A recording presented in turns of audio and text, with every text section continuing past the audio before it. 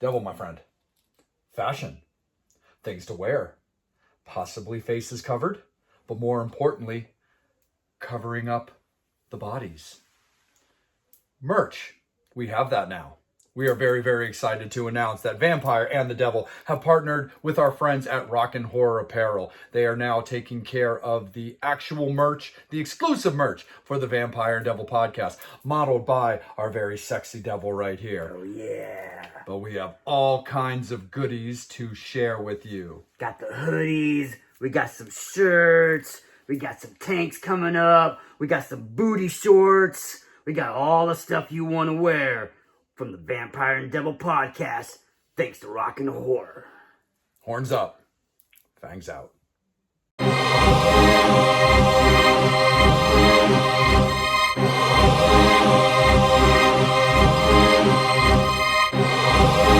This is going to be a fun one, brother, because we need to discuss this certain date of June 6th at 6 a.m., the 6th month, the 6th day at 6 in the morning.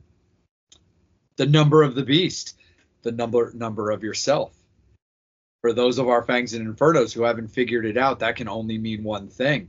Looks like we're going to have a discussion for the Omen as we tackle woe is me. Oh, woe for the victims. Woe for the Republic. The alphabets of horror, man. The letter O, as voted on by the Fangs and Infernos.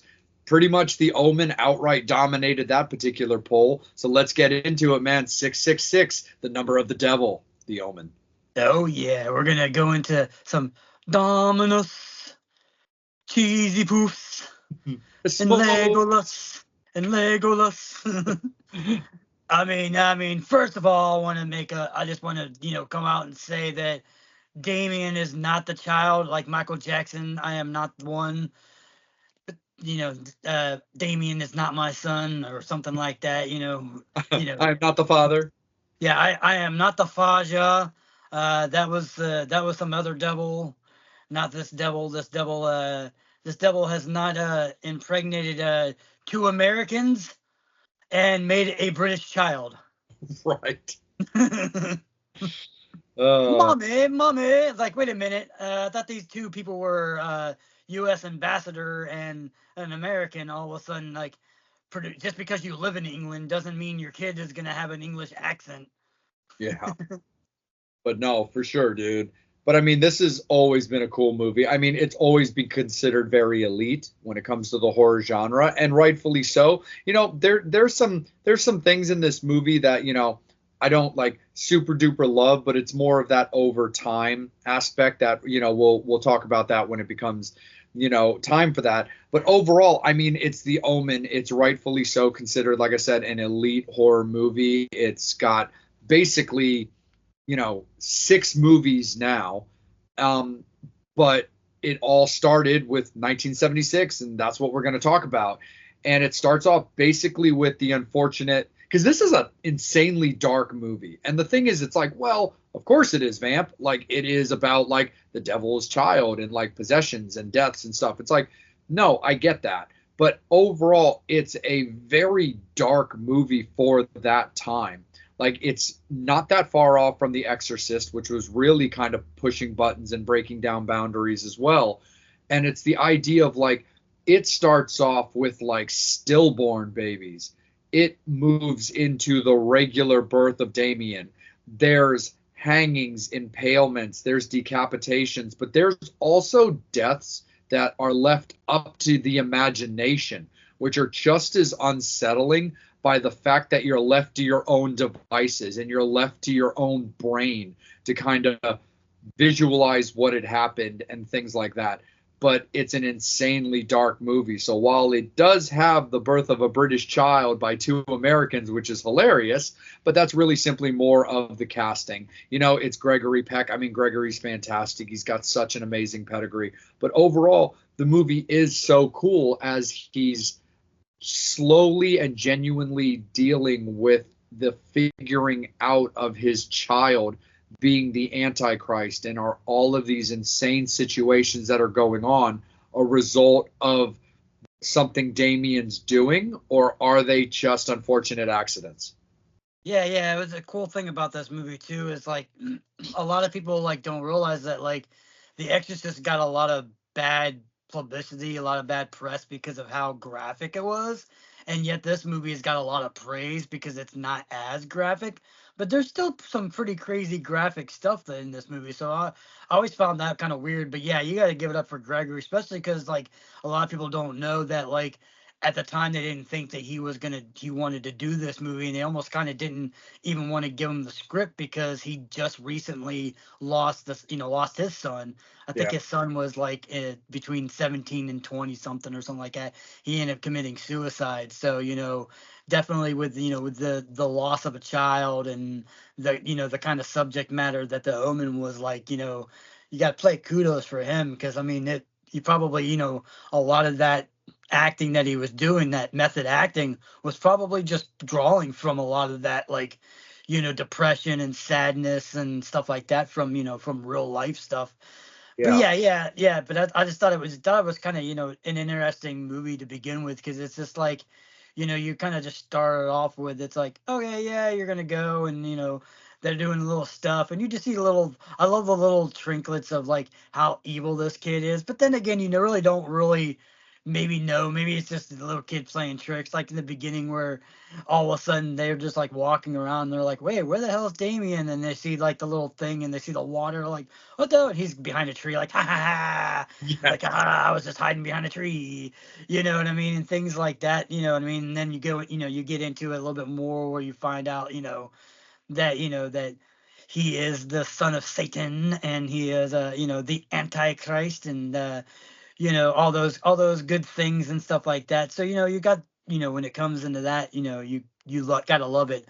But yeah, that's like I mean, it's got some of like this some of the greatest lines. Like we were saying that it's all for you, Damien. You know what I mean? It's cool because you got everything. You got like all these people who are like basically devoting themselves to them. And there's all this little things, and he's going around.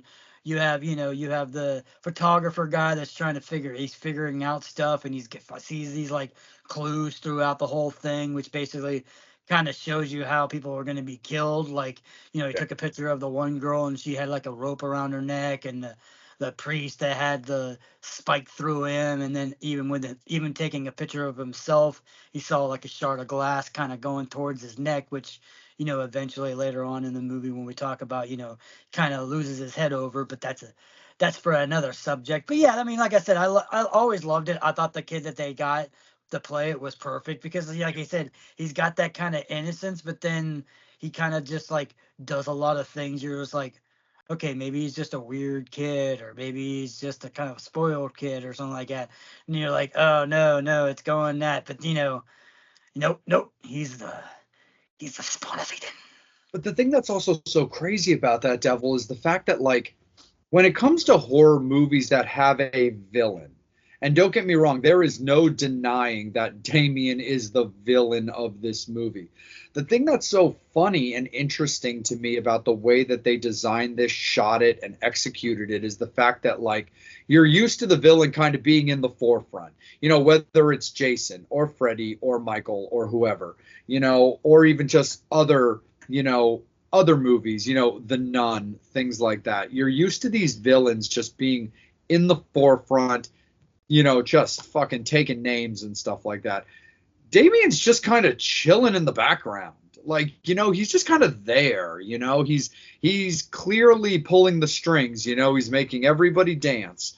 But the fact is, you've got this clear villainous character that may or may not, but of course is the spawn of Satan, just like I said, just kicking it. He's just kind of around, but he's by no means really a focal point at any moment in the movie. Obviously, he's a focal point character as Gregory's trying to wrap his mind around the possibility of his son being the Antichrist, and but he doesn't really do anything much until late in the movie, and one scene, of course, in particular, where he really puts himself on Front Street as the bad guy. And that was something I always thought was really, really interesting about this movie, is to have a clearly known villain who's not in any way, shape, or form a dominant figure of the movie. And I've always found that to be incredibly interesting. I also love the way the movie does start off with the early kills in the movie, where it's a kill, yes. How it was caused, and I don't mean how it was executed, like the way that the nanny kills herself is very, very clear. But how it's executed is still kind of like, what's going on here? Because the mom, Mrs. Thorne's unhinged a little bit, just because the way that the nanny's kind of coddling Damien, kind of watching closely over him, kind of like doing this strange guardianship over him. And where she's like, no, it's cool. I'll take him. I got him. And then Nanny's like, okay, no problem. And then wanders off. And just like you said, it's all for you, Damien, as she's standing at the, outside this top window, and just without even batting an eyelash, just jumps jumps off the balcony, hangs herself. Her body just smashes the window below. It's an incredibly iconic scene. I mean, it's an insane kill, especially at that time, because it is right there. This is not one of those kills where it's left up to your imagination. You see everything straight up. But that's always something I found to be very, very interesting about it. Like I said, he's clearly a villain who's pulling the strings, but he's not in the forefront of doing it. You just kind of know that he's involved in some way. The dog that's always around, kind of that satanic, almost Black Phillip style mascot, even a higher level of a puppeteer. It's just a very, very interesting, dynamic between Damien and, in vampire terms, kind of also like his familiar. Yeah. And that's just like I said, when you were talking about it earlier with, movies like this or The Exorcist, it's basically like when you come to like religious, horror films, or things that deal with, with the devil or Satan or even Satan's kid, The Exorcist and The Omen are like the two, front runners of that stuff, which I always find funny, especially with with this movie, is it's directed by Richard Donner, who wrote The Goonies, who directed The Goonies. So the guy who's like, made all these movies, he made all the, the Superman movies, and like the list of movies that this guy has done is outrageously crazy. But then you go and say, oh shit, man, he made, the, essential, religious horror film and stuff like that. So you gotta love that. But I love like, I love the little backstory of everything. They're trying to figure out, all this stuff. They're going around. They have the priest that keeps on telling them that, your kids, kids are spawn of Satan and all this other stuff like that. And you need to watch yourself. And, like I said, you have the photographer guy that's, he's doing a little bit of investigating himself, and they're figuring out, reading stuff and finding out like, there's a possibility of like, his, this kid being really a bad kid and stuff like that. Yeah, I mean, that's what I liked about it, because it's like you throw in a little bit of that history and stuff like that, and that knowledge and stuff like that. But it's just like it keeps progressively going forward. And even though it's almost a 2-hour movie, it doesn't really seem like a 2-hour movie that goes. It goes by pretty quick. You know what I mean? It's like everything. And yeah, like you said, and then you have like the dogs and stuff like that, which I thought was kind of funny. And they're traveling around, in different parts of Europe, and the dogs are still there after them, like attacking when they find out, when they go into the, the into the tomb, and they find out that that the mother of it was, they showed like this dead animal carcass, and then they go to like see if Dame, if the baby's open crib, open cat, thing, you open it up and you see that it's a baby that died, and they pretty much killed it when it was a baby, which would have been their actual real baby that they swapped for for that. So it was really, really cool and stuff like that. And in going into that, and then like fangs and stuff like that are really into the story and stuff like that, especially the first Omen. Like I said, as we go a little bit later on, you find out, there's obviously Omen. There's a second Omen, a third Omen, and then eventually they made a fourth Omen.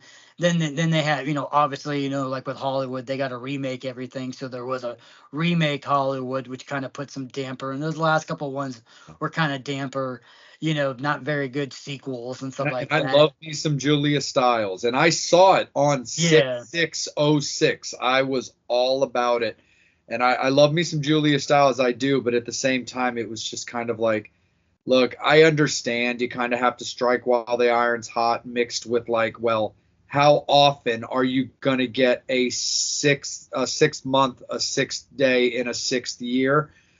I just kind of took it as like face value, where I was like, I Yeah. can say that I wouldn't have done the same thing to have that opportunity to have an Omen that comes out on 666. So I mean, I definitely get it on that. But you're right, Devil. It was just kind of one of those things where it's like we didn't need it, but Yeah. I can't get mad at why they did it. Yeah, yeah, and as I said, that's the only bad thing about it, and which I feel like a lot of people may have used that towards that. It's like, yeah, you go towards, like I said, the third Omen not being that great, the fourth Omen being even worse. That Mhm. remake I thought was just, I mean, like I said, it was just a cash grab because, like you said, 666, why not? Totally But was. it just wasn't done well. And then you have the prequel that just came out that long ago, the first Omen. And for anybody out there that's afraid to go see that movie because of all the remake being bad and some of those sequels being bad, if you're into the first, the original Omen, the one that we're talking about right now, 1976, like Wednesday 13 over there, Yes. if you're I nailed into a the first GI Omen. Joe to a crucifix. Yeah, man. It's like if you're into, this Omen, I implore to go see that first Omen. It's really good. Tells you the story of like, them trying to basically bring on the Antichrist and stuff like that. And it tells the story of Damien's actual mother and how she ends up becoming pregnated with the with Satan's child and how Damien kind of goes. But yeah, I like it. Like I said, if you're into the Omen, like I said, the Omen movie straight up, it's definitely a one to go look into. Like I said, never mind all the sequels. Like I said, not saying that part two is perfect. Part two is still decent. It's decent enough for me, I think, to watch. Other than those ones, like yeah, the rest of the series was pretty bad. But like I said, Yeah. back to the original Omen. You know what I mean? It's just such a great. It's got, like I said, the iconic kills and stuff like that. Obviously, the hanging, the decapitation at the end of the movie is pretty freaking sick and gnarly. Yes. And my favorite part of it is that when they made it, they knew that people were gonna close their eyes because, oh shit, this guy's getting decapitated. So they kept it going on in slow motion long and long enough that people were like, okay, and it's still going. You're like, aha, fuckers. For practical effects, especially at that time, that is such a great kill. I love that kill. Like if we ever do, which doesn't mean that we won't, but if we ever just do some type of like just specialty episode where we talk about like kills of a decade. Like if we decide to be like, hey, let's talk about our top 5 or whatever or 6 kills of the 70s, the 80s, the 90s, and you can tap any movies that you want in those time. Like I always love that decapitation kill. I mean, don't get me wrong, the impalement from the flagpole or the spike off the church through the priest is not only killer, no pun intended, but also ironic as fuck, which I love. It's so good as well. But yeah, that slow motion, just decapitation, constantly spinning, and even to the facts that if people did cover their eyes long enough to avoid it, they they go back to where the head is just laying next to the body in like a pile. And I'm like, everything about that kill for me is just everything I want out of like a practical special effect at that time. Because there there's been decapitations aplenty over the history of cinema, but things change, of course, over the time. More money, better equipment, better stylings, computers that can just do it outright. But man, I've just always loved that just slow motion pane of glass with the head just fucking rolling. Yeah, yeah. And again, like I said, and then, you go into like some other iconic scenes and stuff like that in that movie. One of my favorite parts of the whole entire movie, because it's kind of reminds me of like my young days of being a young devil, being taken to church on Sunday and just not wanting to go and just not feeling church. And like, I just love that iconic scene. The closer he gets to it, you could tell that something's not right. He's like starting to heat up a little bit, and he's getting warm, and everyone's like, I don't think he's feeling well. Then it all gets the dad's like, nah, man, he's just being a bugger and stuff like that. Gets out of the car, and then all of a sudden Damien's like, fuck no, I'm beating the fuck out of my mom and scrapping the shit out of her until to the point where we got to get out of here. He was like, nope, no church for me, man. Thank you very much. No, we're not. You're not going to get me on that hallowed ground. Yeah, but I'm going to impale one of the clergymen to make my point. yeah, But no, I mean, the kills in this movie are just so good. But also, as you move forward in the story, and you also start learning about the other kind of chess pawns that Damien has, like the absolute just crazy nurse, like nun, the like nanny kind of girl that comes in to like get involved and tries to like, yeah, no, this is the savior, or the satanic savior. This is our god now. And looking out for Damien, and just the way that she fucking offs Gregory Peck's wife, where she's like strangling her through, like trying to kind of suffocate her through like a mesh kind of cloth, which is kind of laughable.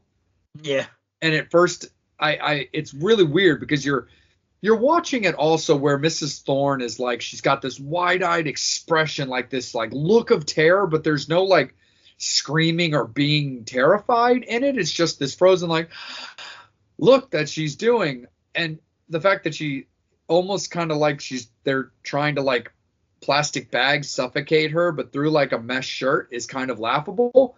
But what's not laughable is the way that they just fucking potato sack chuck her out the window down through an ambulance. And I loved the effect of like the doors just opening as she's just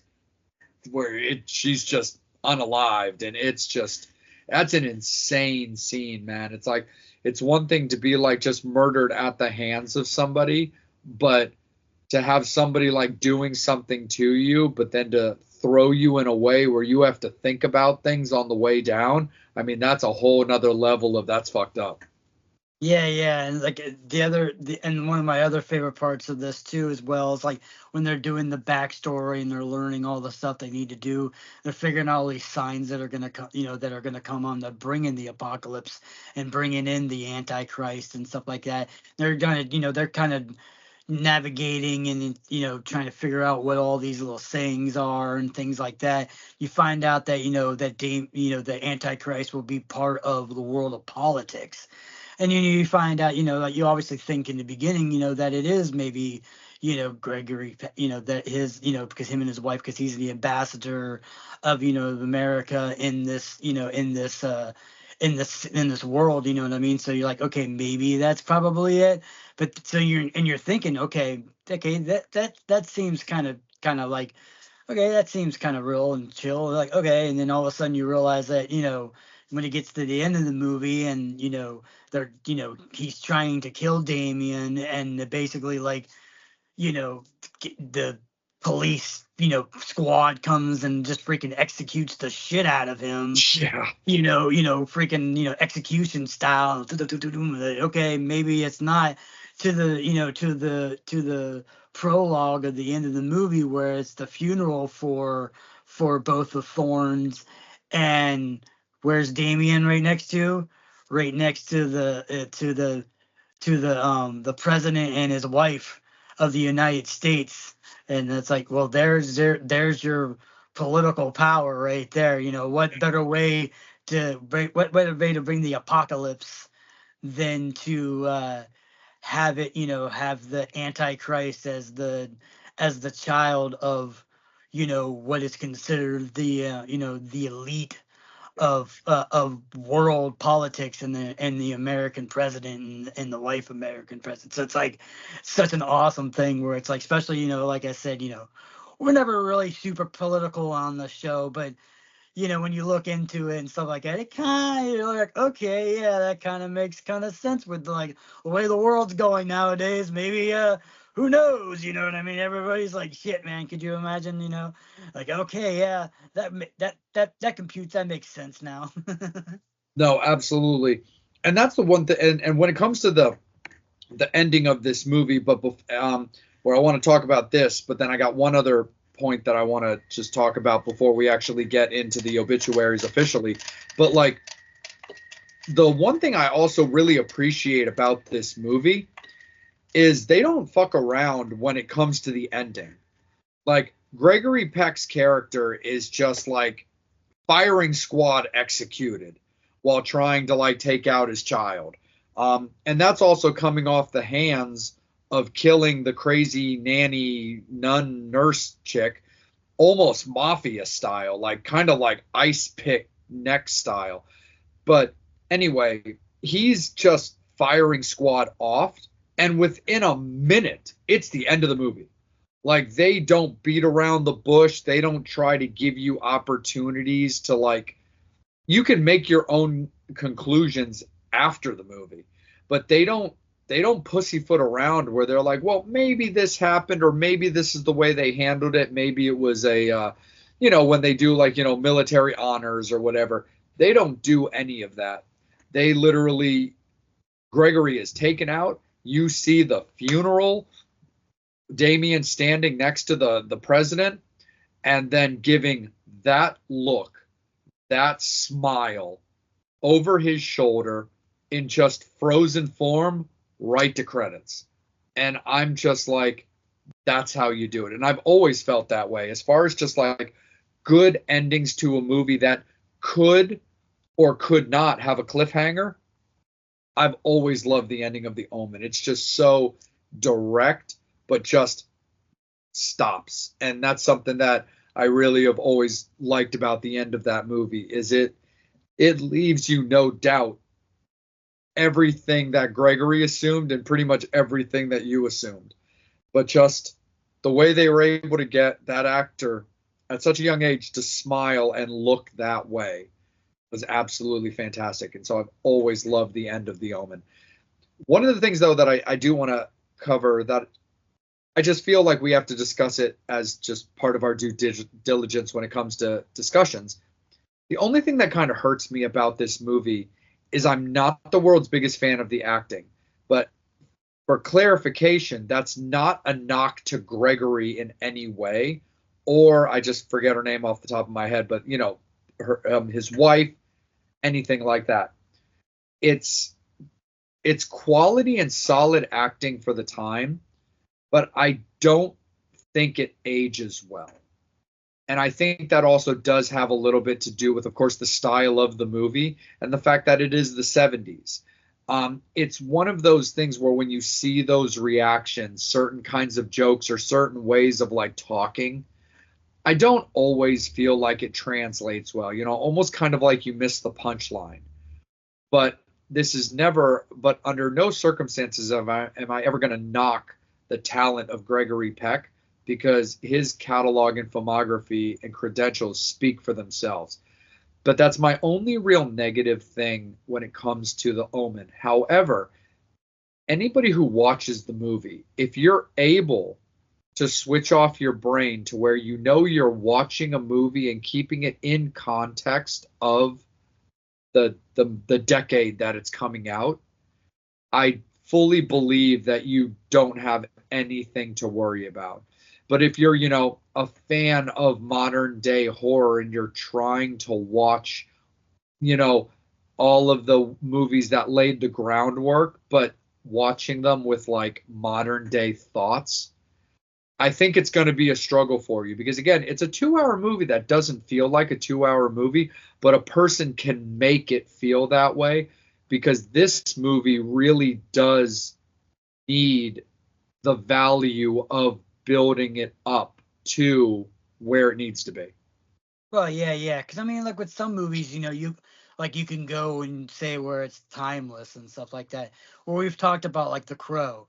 Yeah. It doesn't really, even though that movie is made in the '90s, it doesn't really particularly have a huge '90s feel to it. You No. could feel like you could watch it in the '90s, you can watch it now and still get that kind of like still resemblance of like what the world would be like right now and stuff like that.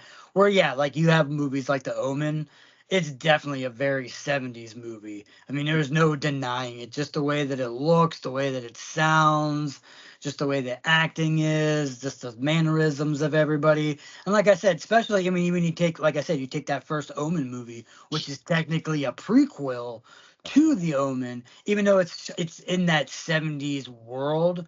It doesn't have that '70s feel because obviously it's a movie made nowadays. So even though they try to recap that kind of '70s feel, you can definitely watching both of them, you can definitely see. And it's like I said, I think that does hurt The Omen, which I get why other than the 666 coming out and doing the movie, I get why they wanted to remake it, maybe make it give it a little bit more of a modern feel, or at least make it seem like it's not still hardcore set in the '70s. But it's crazy because it's like even with The Exorcist, you can definitely tell it's a '70s movie, but Yeah. but still watching it somewhat, you don't get trapped into that '70s feel to it No. as much as The Omen. The Omen, it's like you can just it's set in the '70s and there's no way getting in and out that it's not in the '70s. Where No. like The Exorcist, you can kind of, even though it is in the '70s, you can kind of get away. I mean, there's definitely little things that are gonna, things that you're gonna notice that definitely are '70s that stuff isn't out nowadays, where they're playing things or different way houses look like that, way their house looks like versus like what a household looks like now and stuff like that. But yeah, I mean that definitely is a point with the Omen, especially if like younger generations and they're so used to seeing like Yeah. the way like The Conjuring and Insidious and these kind of like satanic, more darker kind of like themed like The Omen is. They're so used to like seeing that yeah, if you go into seeing this, it's I always say it, the best way to explain it is like I'm a huge fan of the Universal monsters and things like that. But if you watch some of those old school like Wolfman movies where it's like, yeah, when I grew up, you seen like American Werewolf in London and The Howling and all those.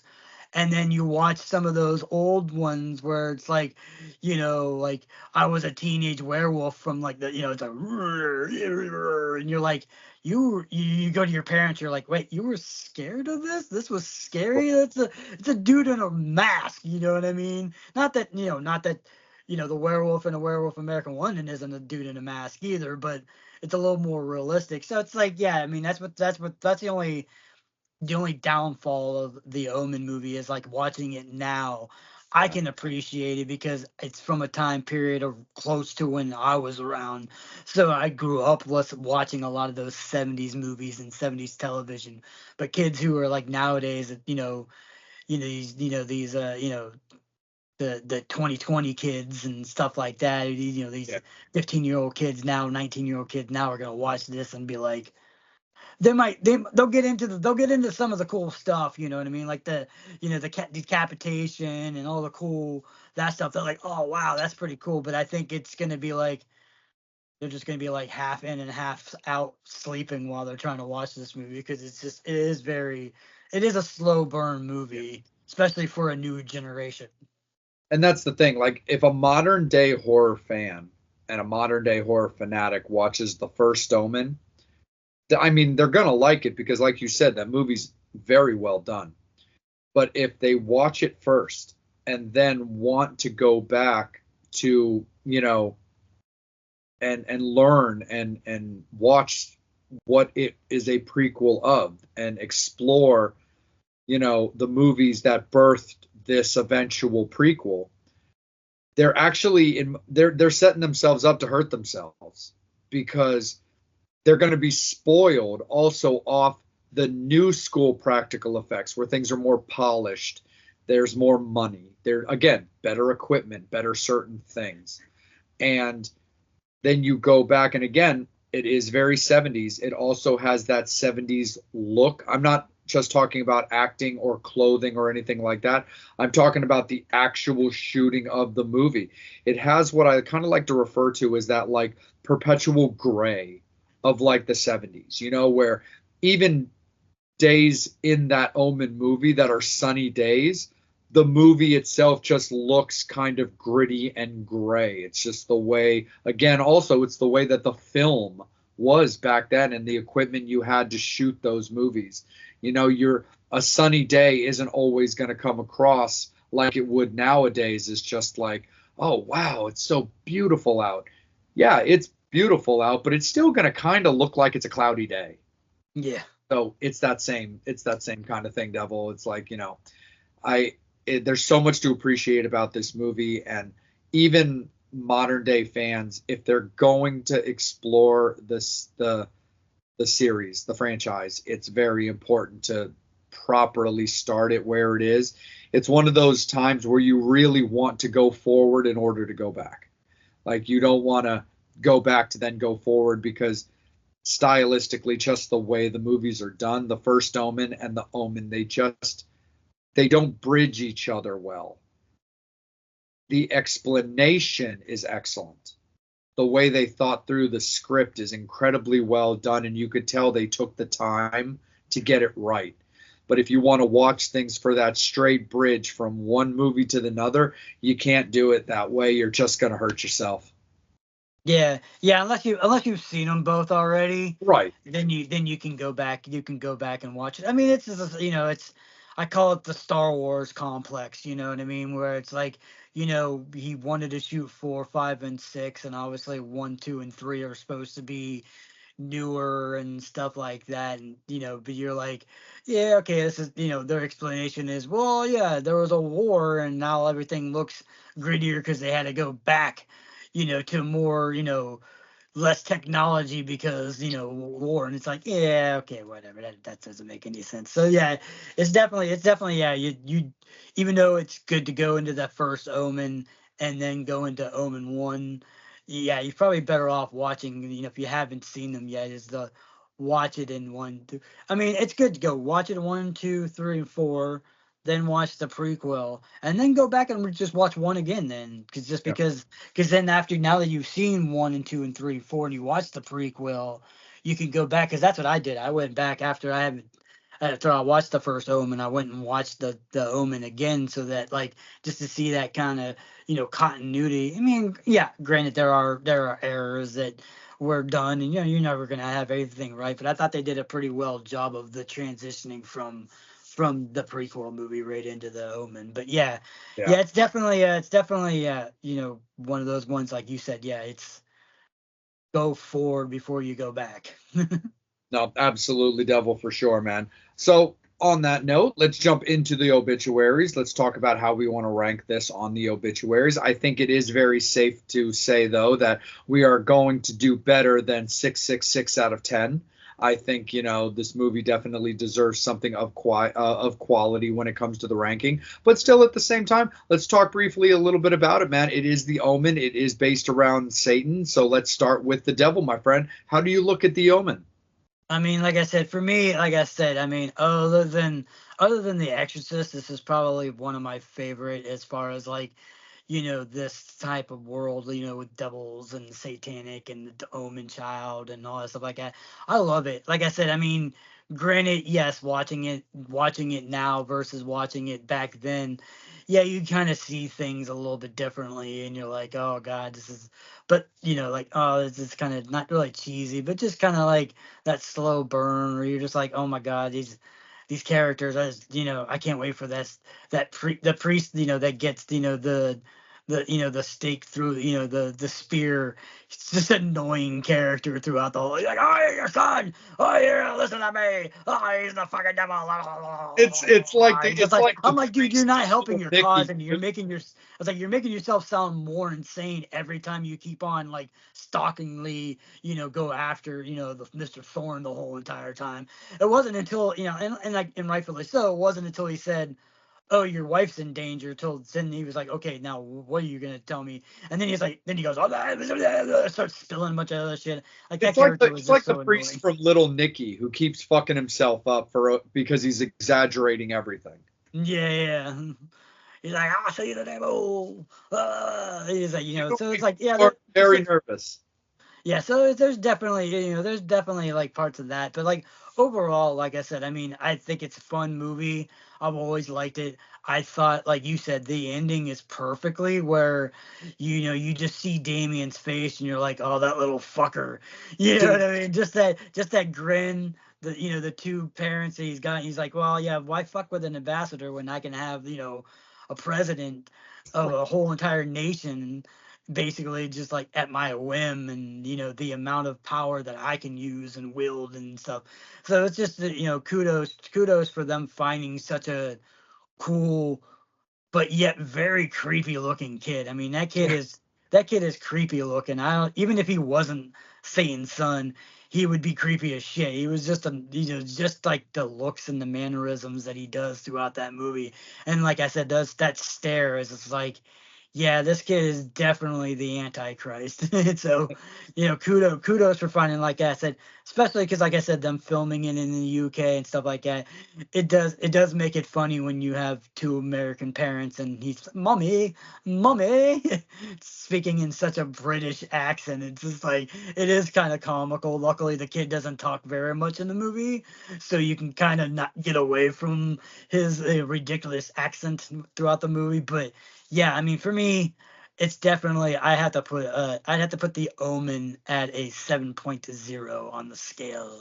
I'm definitely with you, Devil. I'm not gonna, there's no sense in like fighting semantics on this one, dude. It's such an enjoyable movie. But the one thing though that I will say is especially with the fact that you and I do the con circuit, I would really love Harvey Stevens, who plays Damien, to show up somehow, some way at some of these cons. And he would definitely be a rare appearance, and I know that you and I would most likely be standing in line for a minute, but that's a line that I'd be kind of down for because like I really wouldn't hate that. But the one thing I will say as a shout out to the remake that came out back in 2006 is I did appreciate the fact that Harvey Stevens was in that movie. Yeah, So I really did appreciate that. I always yeah, thought that was so cool. I was like, and again, it's not that big of a thing. It's more of an Easter egg than anything because he plays a tabloid reporter. But like I always did like that. I was like, you know what? Good on you. Didn't change my opinion of the movie. Again, look, I enjoyed it just fine. Again, I'm a Julia Stiles fan, so like I was gonna go see it most likely regardless. But again, I couldn't just ignore the opportunity to get to see this movie on opening day on 666. Like it had to be a thing. I needed that in my life. I needed that on my resume. But yeah, no sense in battling over semantics and stuff like that. It's got that old feel, which is kind of like awesome, but when it comes to new school stuff. But again, the kills are great. The story is dead on. The execution is great. And the casting is fantastic. Certain things don't age well, but that's okay. It doesn't necessarily make them bad. It's just you got to understand it's different strokes for different folks at a different time. But yeah, man, I'm definitely with you, Devil. 7.0 sounds absolutely fantastic. So that's the way that we are going to rock it out. Thanks and Infernos. We appreciate you guys as always. That is the way it's going to be because that is the way that the devil says it will be. 7.0 for the Omen, for the Alphabets of Horror, letter O. As always, shout out and appreciation to all of our partners and sponsors of the Vampire and Devil podcast, and a special shout out, of course, as always, to Rock and Horror Apparel for anything that you want to rock and wear and devil out or vamp it up in. Rock and Horror have you covered. Go to their website and go to the Vampire and Devil collab and shop for anything that you like as far as merch goes for the Vampire and Devil podcast. Horns up. Fangs out. Devil, my friend. Oh, yeah. I think if there's anybody who would know hot things, it's you. Oh, yeah. So I think it's only right that you let our beloved Fangs know what they can order now, courtesy of Coney Island. Oh, yeah, man. We're in the kitchen. You know it gets hot in the kitchen. And what else better for your finger foods, for your tacos, for your victims that you may be eating? Maybe some sauce. And you should get it from the sauce boss. Coney Island sauce. Oh, yeah. Get some of that good stuff. Oh, yeah.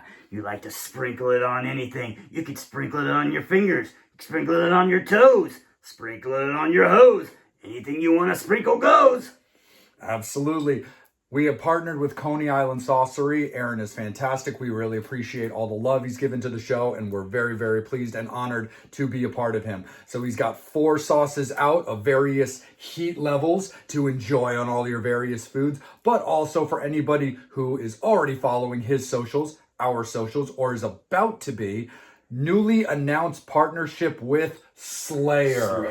Oh yeah. Coney Island burning to fire. Oh yeah, Coney Island Saucery does have a Slayer brand hot sauce coming out very, very soon. And so make sure that you check that out for all your various levels of spice. This is Vampire and the Devil, Coney Island Saucery. Horns up. Fangs out.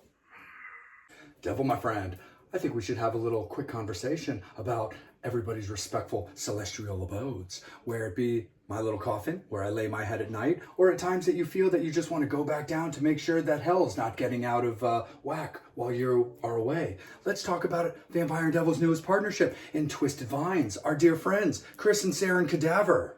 Oh yeah, you like scary stuff, you like horror decor, come and check out Twisted Vines. They make all the kind of cool shit, all for your house, all kinds of scary shit. They love it. You like to bring back the horror, you want to scare your neighbors, you want to conjure up a friend to talk to, you want to conjure up somebody bad, you want to do some bad stuff to them, you go to Twisted Vines and get some of their merch. Absolutely, for sure. Everything is completely handmade by them. So if you need a little friend, maybe a round set abode, maybe you want to conduct a little evil towards a friend that was a friend, maybe no longer a friend.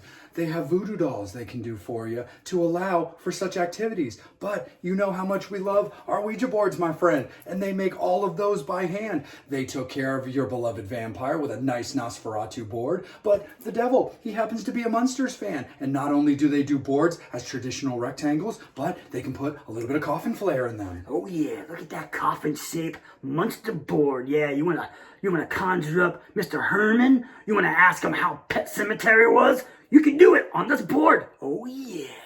Absolutely, my friend. So again, thank you so much to Twisted Vines for partnering with the Vampire and Devil podcast, and make sure that you Fangs and Infernos are checking them out on their Facebook page, on their Instagram pages, and making sure that you are checking them out as they move around the country, showing their craft off at all of the various horror cons and oddities expos that they love to do. So absolutely, my friend, of course, man, horns up, fangs out for our friends at Twisted Vines. Oh yeah.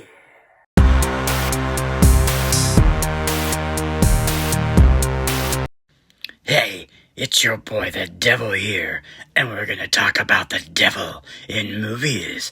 Oh yeah, and for all the ladies out there, we're gonna talk about the one you love.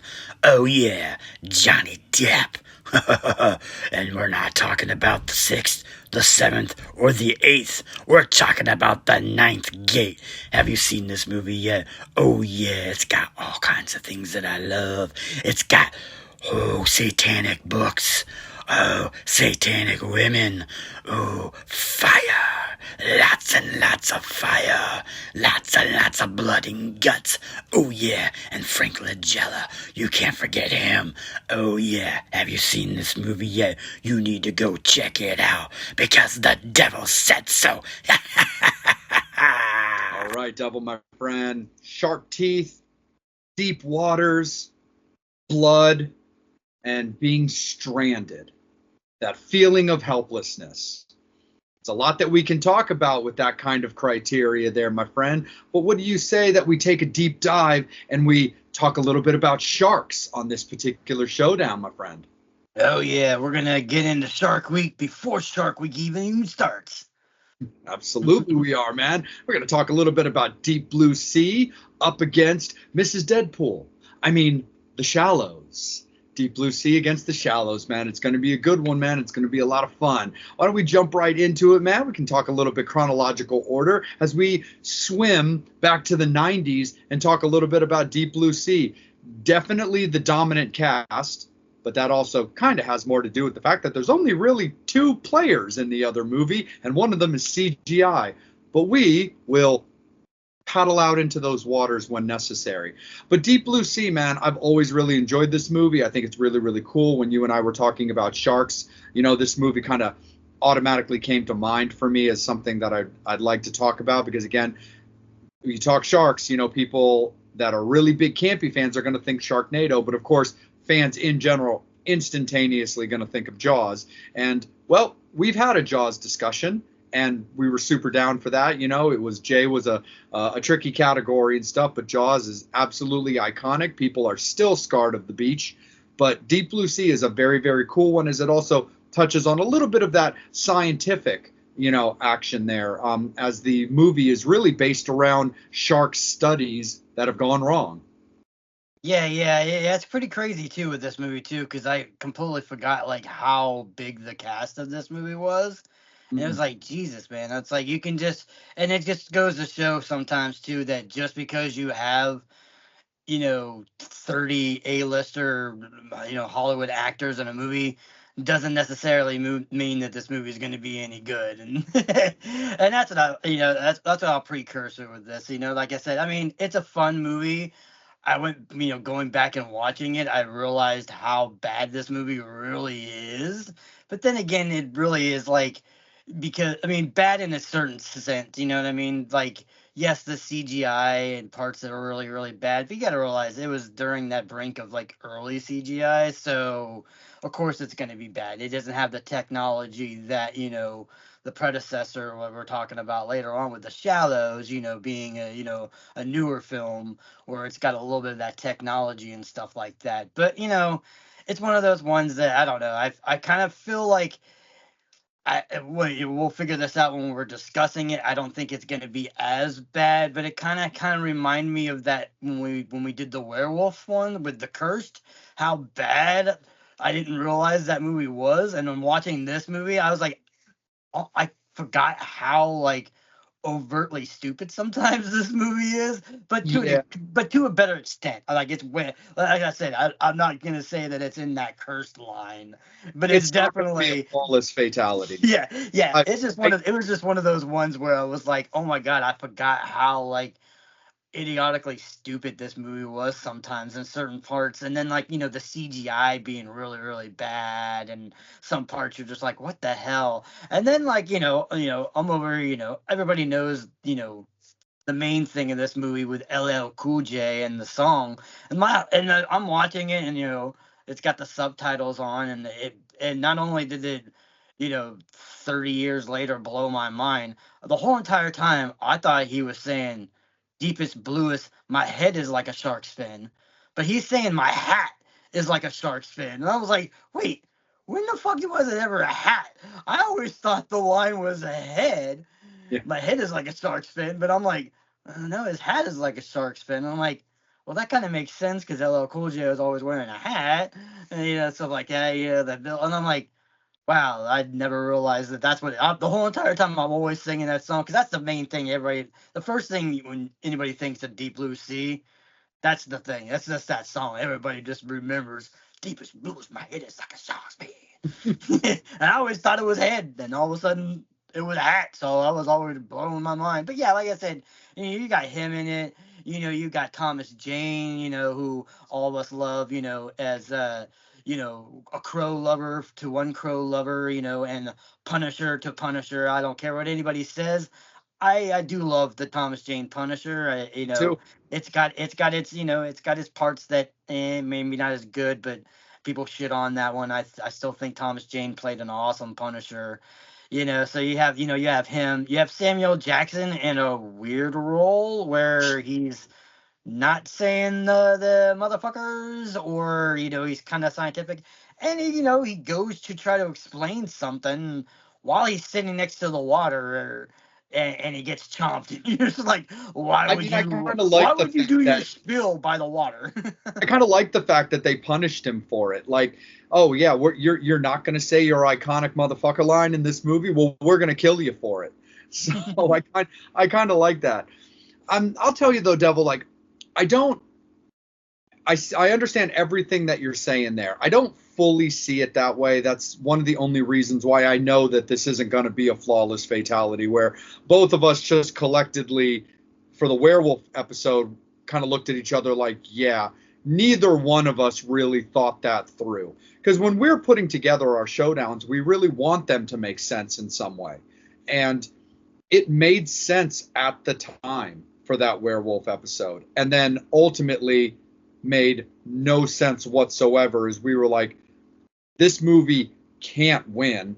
It's not even just a matter of a movie can't win in the showdown. It's that it's just not even close for it to really be much of a debate.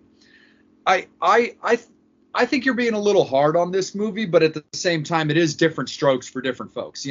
I like this movie a lot. I don't find the CGI to be too awfully terrible in this movie. Personally, I think that certain parts of the shark situation in Deep Blue Sea is actually better than some of the CGI that they use in The Shallows for that shark. But I like the cast. I like the story behind this movie.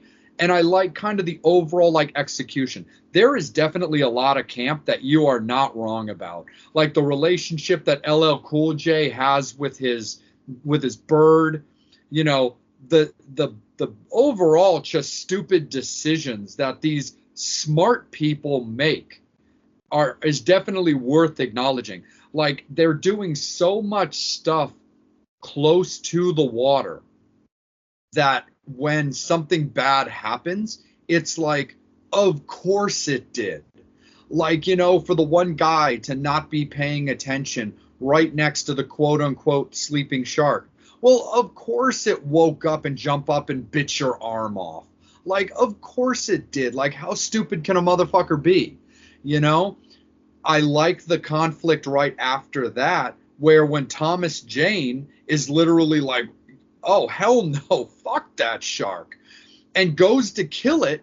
Well, the other girl is like, oh, hell no, this is about the research. We got to protect the species. So she frees it and allows it to go back into its kind of, into the depths to allow it the opportunities to continue to attack. And then ultimately just having Mr. Motherfucker taken out. We ain't talking about Wednesday 13, but having Mr. Motherfucker taken out in such an epic fashion. But again, he's putting himself in harm's way when you just kind of assume, well, probably any openings involving water is probably best to be led away from and not be a part of that. But I do think there's a lot of entertainment value in this movie. Like, Mrs. Vamp would be like off with Devil's Head if she was listening to you right now talking that way about her beloved Deep Blue Sea. Even today, she was like, oh, okay, yeah, you guys are going to be talking about The Shallows versus Deep Blue Sea. Deep Blue Sea. She loves that movie. She's really, really big into that movie. But anyway, I do think there's an overall entertainment factor in this movie that I actually think is worth acknowledging, because it does give you the opportunity to kind of get lost in the fantasy. There is more stuff going on, where when we get into The Shallows, it's a very centered movie. But again, it delivers on the reason why it's so centered. But, from the cast to, a little bit of the blood factor to the way the kind of shark attacks, mixed with some humor, especially around this bird. I mean, I do get a lot of genuine enjoyment out of Deep Blue Sea, and I do think it's a lot of fun. And then you also learn about different little things too, where Thomas Jane actually does have to be with a shark, a real shark at one point for one of the scenes.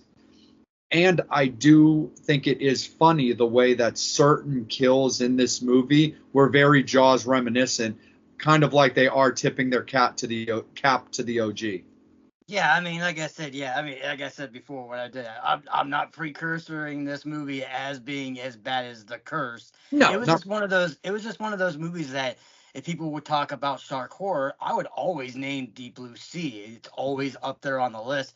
Then rewatching it again, I'm like, wow, I forgot like how like campy and like not like as in my opinion not that as great as I remember it being. Like I said, sure, I remember it's still a fun movie, and like you said, I mean, in all honesty, like I said, I get the point, especially because in this movie, the sharks are made to be a lot more intelligent yeah, than normal sharks. So obviously, the things that they're doing, you got to disbelief that the shark would do this, or why would a shark do that, and the shark swimming backwards, and the shark taking the one guy that was in a gurney and throwing him, shoot him against the water. Like, why would a shark would never do that? But you got to realize these sharks are super intelligent sharks, so their brain mass is way bigger than the normal shark. So you got to yeah, disbelieve that. But like to me, in all honesty, one watching this movie, the only scene, as far as like when everybody gets killed, most of the kills were I thought were just over the top bad CGI.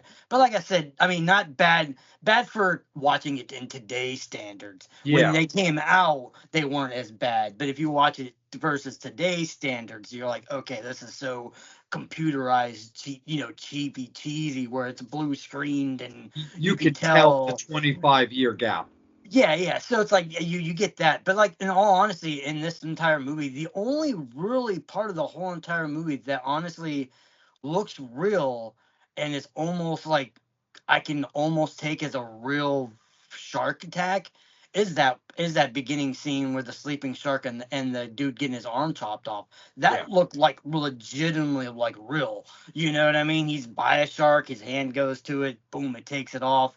Like that was pretty. Every other kill in this movie, which I love, it still gets really really kind of cheesy. They're like does. going around the different little sections. But like I said, but I love the whole the scientifical part of the whole movie where they're trying to experiment and they're doing this and it's like, oh yeah, we got this in the very beginning, they get one that gets loose and starts attacking people and stuff like that, and eventually, they catch it and bring it back, and got Samuel Jackson's characters coming into this new facility, and he's like, oh my God, this guy's getting ready to get killed. What the hell? No one's paying attention. Thomas Jane like moves out of the way real quick and kind of rides him like he's riding a freaking dolphin or some kind of Yeah, shit like that. And you're just like, oh yeah, weren't you really afraid? It's like, oh yeah, I kind of know the habits of these guys, so they're not that blah blah blah. That's like my little pet fish or some crazy shit like that. And you're just they like, fucking they fucking impale him with a harpoon. but it's cool. It's like is this whole it's like what would go wrong in this facility that's underwater, already underwater. You know what I mean? And like by the end of the movie, when the whole facility is basically floating on the ground, and you got that line like. There was only 3 sharks, right? And he's got his leg in the water, and he's like, "Yeah, yeah," and then he just goes, let me just take my leg out of the water just in case there was. Maybe there was. Maybe there was. Was there only 3 sharks? I'm pretty sure there. Right. Yeah, well, just in case. But it's like, yeah, your whole entire time is like, yeah, but now you have to worry. Now, depending on where you are in that facility, now you have to worry about the real sharks that are probably around you, not the augmented sharks that you made in this. Now you're in this floating thing and stuff like that and stuff like that. So I thought, like I said, I mean, overall, I thought it was funny. Like I said, I mean, I wish I would. Like I said, I definitely wish Samuel Jackson would have had his MFR line there. But Yeah. it's funny. You had LL Cool J basically kind of take that role and say, calls him a motherfucker or something like that to one of the sharks. You got Michael Rappaport, which I always freaking love. And so his character, and he's just like always like, yeah, fuck all that shit. You want to go? We're going down? Like, no way, man. I ain't He's going he's anywhere. so he's so Staten Island, dude. Like Yeah. with the exception of Men of Honor, where he's supposed to be a stuttering guy from Wisconsin, like Michael's characters they're just so like Long Island, like Staten Island. They're just so New York. Yeah. And it's so funny with that. But you're definitely right with those points, Devil. Like the first chomp scene, it was very well done. I really do like it a bit. I think everything from the way he sold the injury to the way it happened is all done correct. personally, I love the gurney death scene. While it's definitely campy, and there's something to be said for animal intelligence because it does exist. It was so over the top. It was so kind of cocaine bearish that, like, for him to have this guy in the gurney who's still staying alive enough in the while underwater for the shark to just be building up speed, and then just proceeds to just corpse splatter this dude on the glass right in front of his colleagues, like just right in front of everybody, just right up on this. And the thing about that too, okay, the shark is supposed to be really intelligent. It smashes into the glass. And the glass is like slowly breaking, and it takes everybody in the room like 45 minutes to go, oh yeah, we should escape. And by the time they're escaping, the water's already in. I'm like, fuck that. As soon as that freaking shark would have hit that dude in the glass, and I saw it just break even a smidgen, you know, like any kind of, especially when it comes to water, it's like submarines. You know, you have any kind of open pressure, it's gonna eventually crack. So a crack in a thing, even if it was a small, I think he would have hit the glass and just bounced off it, you'd be like, okay, cool, we're gonna be all right. But as soon as it cracked, you knew enough that eventually the pressure of that crack, like, you know, just like being in a spaceship, you know, and somebody shoots something and there's a hole, a hole in a plane or something like that, and you get that little. You know, eventually that little hole is going to become a big hole. So it's like, why? And all these intelligent scientists are all just like, oh my God, Bobby's got smashed in the window. I'm like, and then they try to run, and then they run when the water comes. Yeah, they're just the dumbest smart people. Yeah, it's like, I'm gone already. Like, you and I have talked about this. Like, we both happen to like Jaws 3. Like, I fucking love Jaws 3, dude. I will die on the hill for that fight. But, you know, because again, it's a 3D movie now shown in 2D that wasn't shot in 3D. So when it's shown like at homes in 2D, it's very bizarre looking. But at least with like the glass shatter scene in Jaws 3, when that, you know, there's still a little bit of unintelligence where people are watching this shark coming at them and they're like kind of waiting on whether or not they should evacuate or run away from it. But at least when that dude hits that glass and that glass shatters, the reactions are all instantaneous. Fast broken glass. Here comes the water, getting buried. Now you need to find a way to escape this room. Despite the fact that probably in reality, they'd all have been dead immediately anyway from the second the water hit that electrical panel. But anyway, yeah, it's kind of that same kind of thing where, like, for enjoyment and entertainment and just a good quality kill, I'm all about that just corpse splatter gurney kill. But yeah, it's definitely weird with all of that. But the what feels like 45 minutes of like dialogue where it's like, you know, should I stay or should I go kind of a thing is kind of like, again, all you quote unquote smart people should probably already understand that there is a breach, there is a crack in this with pressure building, if not already there. Y'all really probably should go. But yeah, so it's fun. It's an entertainment factor for sure, and it's definitely very 90s when it comes to this movie. But as we get like towards the end and we get to like the obituaries when it comes to this movie, like, look, I like the end. I like the little bit of comedy. You know, I enjoyed Thomas Jane's character quite a bit in this movie. You know, the riding a dolphin style to getting like harpoons speared in the leg to like finding a way to obviously free himself so he doesn't die it's a little like, come on, for real. But it works, I guess. But I did love the little nod to, again, we're kind of stupid smart people, so how many sharks were we studying again? It is funny. It's just kind of comical, and it just kind of is the way it is when it comes to this movie. But Devil, my friend, when it comes to the obituaries, you know, I'll just keep it short and sweet because I don't think there's too much necessarily for us to dissect when it comes to this movie. Look, I've seen this movie a ton. Like I said, it's the favorite of Mrs. Vamp. We watched it all the time. I enjoy it. I like the cast. It works for me. It takes up the time that I want it to when I'm sitting back, and it does give me a good time. You know, I'm probably giving it a slightly higher mark than it deserves, but I'm not going to give it an unrealistic mark either. But again, it does fulfill my basic criteria of what I look for in being entertained by a movie. So I do give it a 7 on this one, my friend. Oh yeah, I mean, I definitely gotta agree with you on that. Like I said, I've never shitting on this movie. Like I said, it's a fun movie. Like I said, it's one of my ones where if I'm gonna watch, a shark movie and stuff like that, depending, like I said, there's always different ways that you want to go into watching shark movies. There's, the over campy kind of shark movies. There's the ones that are like the bubbly kind of comedy kind of shark movies, and then you have like your more realistic kind of shark movies. So it really depends on what kind of mood you're in. And that's kind of like what the difference between both of these movies when we start talking about Shallows versus Deep Blue Sea is. Deep Blue Sea is one of the more like those ones. Like it's a shark movie that you can't take 100% seriously because it's got a lot of camp in it. It's got a lot of like sci-fi, science fiction into it and stuff like that to it. Definitely. Where like when we eventually talk into the Shallows is basically sort of, it's not really particularly, but sort of like a remake of Jaws, where it's a serious movie. It takes, now granted, yes, the shark in Jaws, sharks don't do what the sharks do in Jaws. The sharks don't do what the sharks do in The Shallows. You know what I mean? But it's more of a serious film versus that campiness and stuff like that.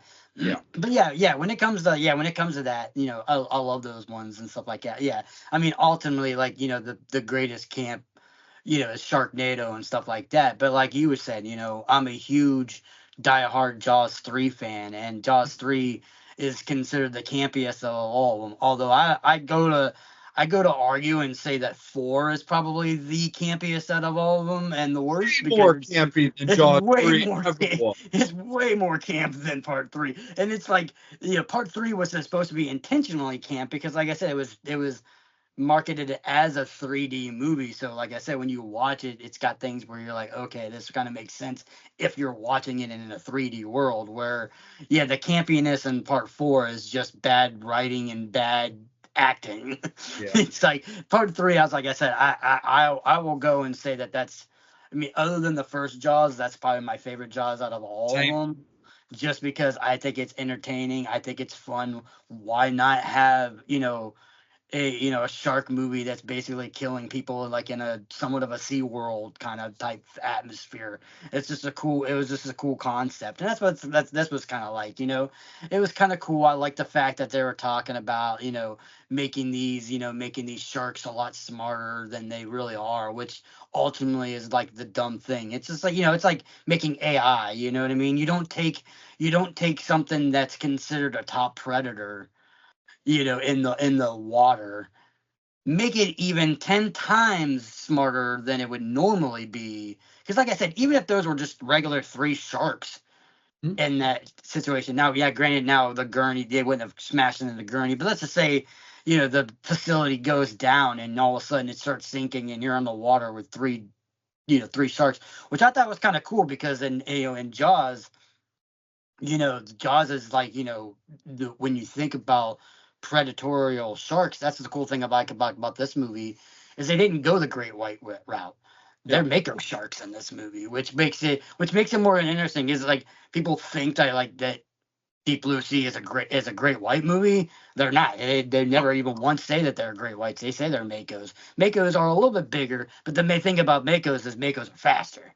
Oh, Makos are way faster than they outspeed way past freaking than the great whites. So they're meant for like their dexterity and being able to turn at a dime real quick. They're able to move around. So it kind of makes sense with the way that they were attacking in this movie is exactly how a mako shark would attack, but then giving them that height and extra brain power and stuff like that. So like I said, I mean, you got to watch it. Like I said, I just remember liking it a lot more. And then when I watched it again, I was like, oh, I still like it. But man, some of these kills are just really so badly outdated now. And like I said, at that time, they were probably, I was probably like, oh my God, dude, Samuel Jackson looked like he really just got eaten by a shark. Now it's like, oh my God, that's so horribly green screened. It's just like, it's just so bad now. But like, I agree with you. There's no beating. I'll give it a 7. I think it's a very fun movie. And it's, like I said, it's definitely on that list of, anybody, like I said, even myself is like, shark movies that are, your top 5 or your top 10. It's definitely on that list. Absolutely. Yeah, man, 100%. So Fangs and Infernos, that's the way it's going to be. We are going to do a 7 for Deep Blue Sea in this current showdown. Now we're going to make our way out into the shallows. We're going to talk a little bit about Blake Lively's movie. And this is a very, very interesting concept. And I know under certain circumstances, it can also kind of be a hard sell for people. Because just like Devil said, it's a much more serious toned movie. It's definitely based more in overall realism, where yes, there's realistic qualities to Deep Blue Sea because, again, marine aquatic science is completely common, still happening to this day. So there is root of reality to Deep Blue Sea. But this movie is definitely based in straight reality of a surfer stranded with a shark trying to eat her and really nowhere to go, which I definitely think is a cool concept. It's a little bit of a hard sell, in my opinion, personally, for the fact that you've got an hour-and-a-half movie, but it is very well done. It's an hour, one character surviving, a shark trying to get her and the decisions that she's trying to make. So it's a little tricky and realistic idea that way, where you don't have other filler to kind of work in there to kind of draw your eye or make you think. But overall, I did like the concept of this movie, and I do think it was very well executed. While I did find the shark to be a little bit CGI heavy when it came to this particular movie, it definitely is an enjoyable time, my friend. Yeah. I mean, like I said, it's definitely, a different counterpart to Deep Blue Sea. And like I said, to me, I personally like these kind of movies a little bit more.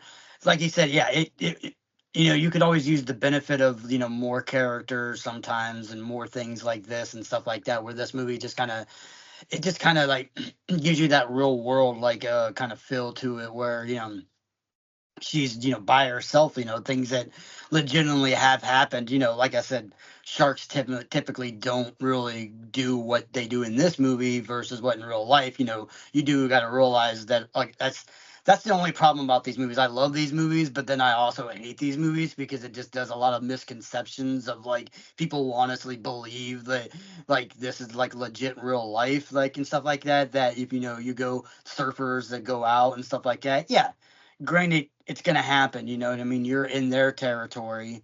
They're mistaken for what you are, and they typically usually will jump out, get you, bite you, realize that you're not really what they are, and then let you go. But unfortunately, with their bites, you lost pretty much a leg or arm or half of your body. It's not like a little snippy snip. You know what I mean? And like I said, in this movie, I think they played it well too, enough that they added that element which they don't do in normal movies, where you have one person and a shark and it's a shark movie. They added the element of the dead whale, which I thought was the most brilliant part of the whole entire movie, because there's a reason why this shark is not going to leave. And in real life, there's a reason why that shark would not leave.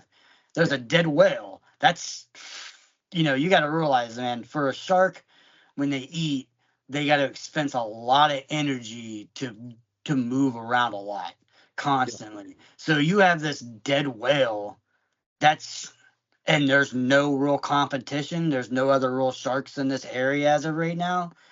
That's a meal ticket. You don't ever really get that chance very often. So it's like, hell yeah, you're going to go for it. Now, I get it. Some people go, okay, maybe, it was being predatorial for that because it thought that, Blake Lively's character was going to go for the food too and stuff like that. I'm like, nah, it's not that. Obviously when they wrote this movie, they're going to write it as like, your typical shark movie where this guy just wants to eat. And like I said, in all reality, that would probably in all reality, it's probably a good thing and a bad thing. In real life, you probably would either one benefit from that because in real life, mostly that shark's going to pay more attention to what's in front of it, free food, than something flopping around in the water. You know what I mean? It's going to be like, it's going to take that option all the time. Now, if you had a multitude of sharks, and the obviously, in the real, just like in the real world or even in the shark world, the bigger the shark, the more likely it's going to end up getting the food. You know what I mean? It's dominance who's getting the alpha one's going to get the food.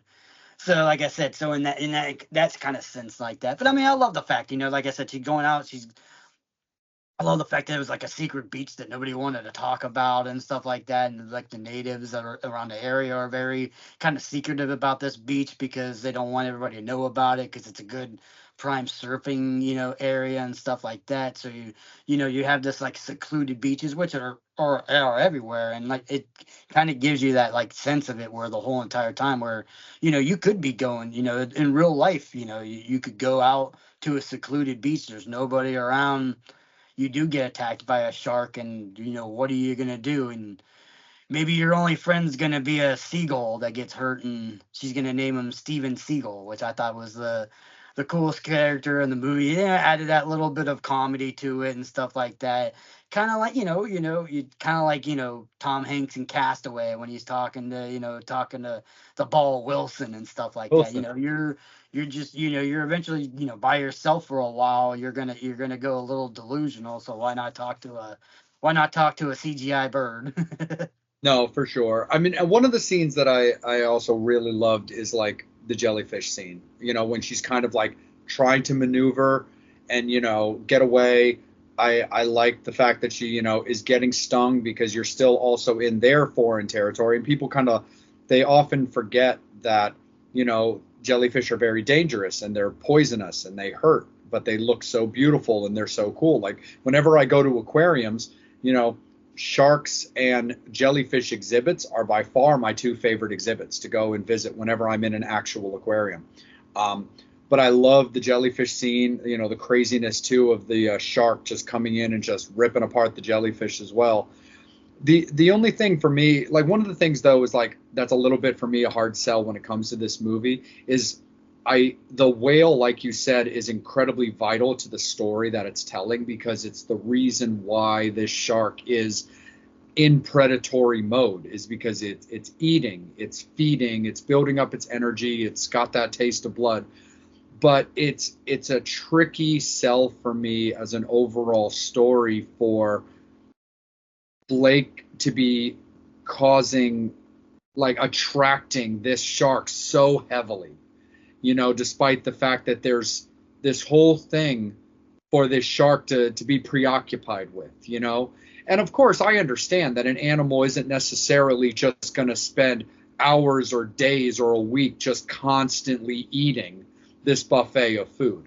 So I definitely do get that. I definitely do understand the concept behind that. It's like, well, there's got to be this kind of conflict between, between her and him because, she's got to be in danger or we don't really have a movie if he's just kind of feeding and minding his own business. It's like true and completely accurate in how the writers or the directors probably thought of something like that.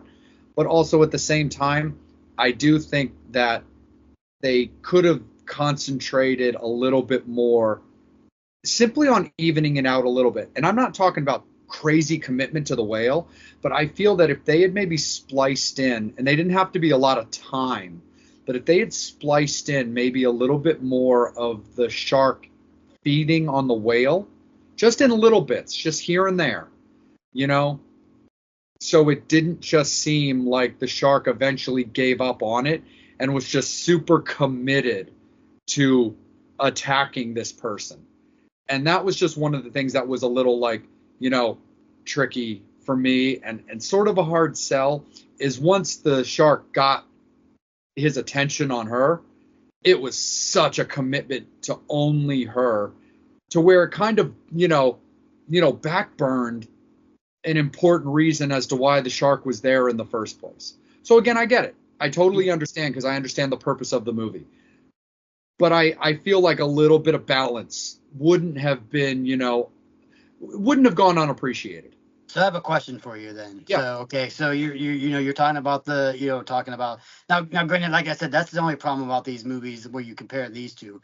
You're doing when you watch Deep Blue Sea, you kind of suspend disbelief. You believe that shark is fucking smashing that dude into a gurney, like they can do that. Where these kind of shark movies, because it's more based on realism, you're like, you don't go, oh, a shark wouldn't do that. A shark wouldn't do this. Well, of course a shark wouldn't do that, but a shark wouldn't do that shit in Deep Blue Sea either. But you kind of forgive the Deep Blue Sea because it's a little bit more far fetched, where Shallows is more based on reality. But with the whale here, I have a question for you. You remember Jurassic Park, right? Yeah. You remember when they put the lamb out for the T-Rex? Yep. And they're like, why isn't he eating the lamb? And they're like, because it's a predator. Why eat the dead lamb, the dead whale, when you have something that's more of a fight? It's giving you more of a fight, and it's got that alpha. Sharks are alpha predators. They like the hunt. You know what I mean? Now, in real life, yes. Yeah. In real life, they're going to go for that whale 99.9% of the time because, like I said, it's just so much easier for the energy that they need. It's so much easier to get that free food. But just like a lion and just like, the fictional T-Rex, they're packed animals. You know what I mean? A lion sees a dead animal and sees a person running and has a huge freaking buffet. Let's say there's a big ass hippo or something that's dead that they could feast on, but then all of a sudden it sees little Salem or vampire and is trying to run away from him. He's like, I can eat this dead hippo for days, or I can go after this little dude because it'd be more fun to go after him. Even though I'll probably get more nutrients off of this dead hippo, it's a lot more food, but I'm a packed animal. I like to hunt. I'm a hunt kind of animal. And you're not wrong. That's my theory with the shark white. Hence the reason why it goes after her and after these people more than that. Now, like I said, in reality, yes, it's not that. But in the suspense of like in horror films and what we know about sharks and the alphaness and the huntingness, it makes more sense for it to be like, oh fuck, I can get this all I want to. There's no effort for me to eat the freaking shark.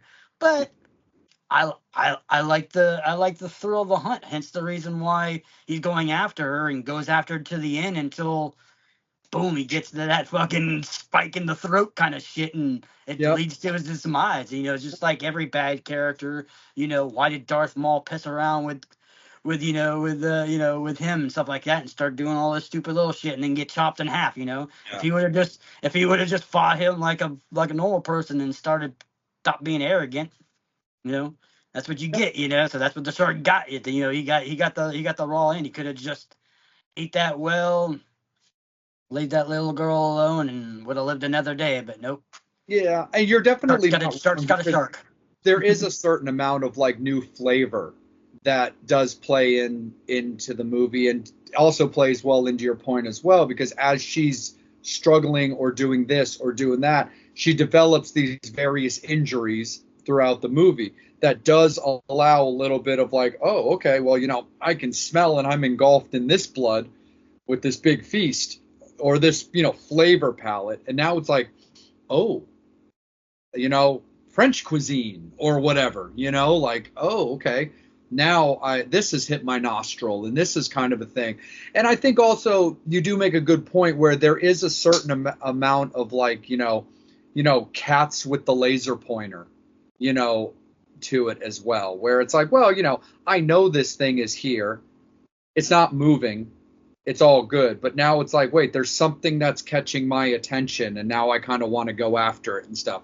So you're definitely not wrong in the suspense of disbelief. This movie does have a lot of that, like you said, in horror, there's a certain amount of suspense you have to disbelieve that wouldn't necessarily be in a thing. And as we get towards the end, like we just talked about, she ultimately does survive by, in very similar fashion to a Jaws. Like, for example, the second Jaws is probably the better comparison, when Jaws is coming after the sheriff, and the sheriff gets him to bite at him and has him bite a power wire. It's a wrap on that. Where Blake is, is running away, swimming away. The shark is after her, and then she's able to make a hard right to allow him to basically just impale himself on wreckage, and put a giant like spear like through his throat. There's a little trickiness to that scene, and again, we love our camp. I'm about suspense disbelief, but that was a funny situation that, like, it wasn't an eye roll, but I can't not discuss it for a second either. Is, first of all, the way that she's able to figure out these mechanics to allow this chain to pull her away while she's swimming against a very fast water animal. But also, even the quick, hard turn. If you've been in water as a non-foreign water person, it's not that easy to suddenly hook out of the way of something. It's way easier, obviously, if we're running on dry land, to then suddenly veer to like the right. That is more done because, again, you've got the grip of ground that will not move. That was a very typical thing. I mean, that was a very tricky finish for me when it came to two animals at very high speeds, and one of them is able to get out of the way in enough time underwater for, the shark to impale himself. But again, it's a cool, solid ending to that movie. It uses brain power. It uses a little bit of like, mechanical engineering, and it also shows, that you need to have a strong set, you need to have that no fear attitude to it. So it's a cool, solid end to the movie for Blake to be able to survive and get herself back to land, or at least close enough to land to ultimately be discovered by the locals so she gets help. But the end of that movie, and again, very typical, especially of animal horror, but that one's a little say what? Yeah, I mean that's the thing about it. Like I said, it's just so weird whenever you watch certain movies. Like I said, you can watch this movie and watch Sharknado and like be like, oh my god, they would never do that. But then again, you're watching sharks flying around in a tornado and you're not even questioning one bit whatsoever why a guy can get swallowed by a shark and then chainsaw himself out of it. You know what I mean? It's just so weird because I think a lot of it is because when you're watching something that's so abruptly way far from disbelief when you're watching. 'Cause it's the same thing with watching Jaws. You watch you watch the first Jaws movie, and you're just like, oh my god, stuff like that. You take it as like it's real and stuff like that versus like those kind of movies. So it's like even with anything, especially when it comes to the animal horrors and stuff like that, these horror movies and stuff like that. Like Cujo and everything else. Some things it's just like like why yeah, that wouldn't really happen, but then again it's like okay, yeah, you're believing that you believe one movie where this guy is a vampire from 1882 or something like that, and he's all right and doing this and all that stuff like that, or you're believing that this person can turn into a transformer or something like that, but yet you can't believe it. And like I said, that's the only problem. Like I said, even when The Shallows came out and stuff like that, like ones like movies that are like Deep Blue Sea, The Meg, those ones, they're more of like that entertainment style of shark movies, which I kind of I watch and I love, but I kind of throw them out to begin with. Like movies like the Shallows, I remember when it. I mean, I'll be completely honest. When that first movie came out, I was like, I really don't want to see this movie, only because it's just going to be a more realistic movie that's going to paint sharks in a bad light, and people are gonna constantly think that the sharks do this way or are this way and stuff like that.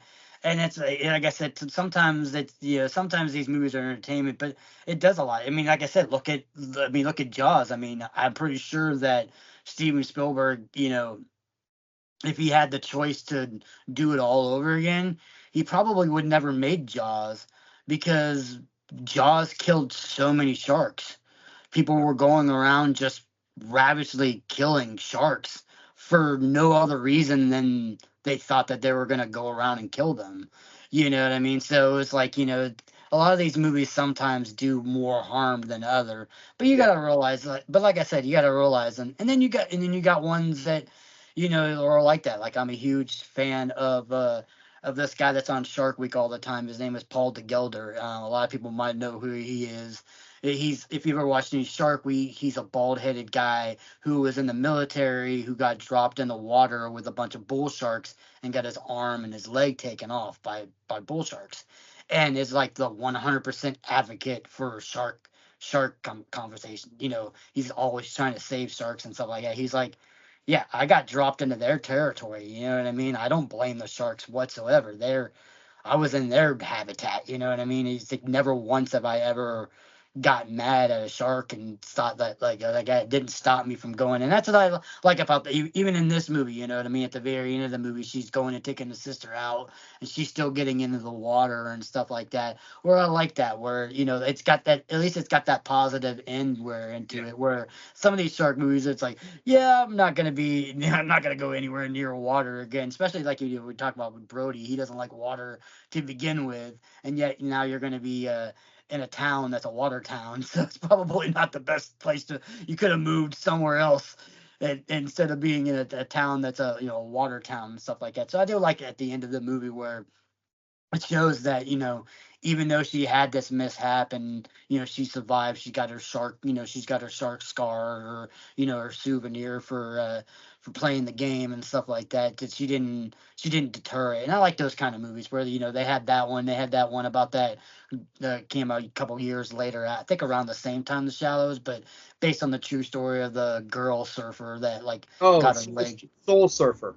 Yeah, Soul Surfer. Whereas it didn't stop her from still going out and surfing and doing stuff like that. She doesn't blame, and that's what I like. At least if you're gonna do these movies that are gonna be kind of damaging and stuff like that to a point, I still love that there's still that little glimmer of hope and stuff like that. Where it's like, yeah, it's like, you're in the ocean, man. You're in their territory. Like, you know what I mean? If a shark is walking around a neighborhood and stuff like that and goes into Compton, then it deserves to get shot and killed. But that, because you're in his, he's in your neighborhood. But if you're swimming around in the great blue and you're looking like a tasty seal.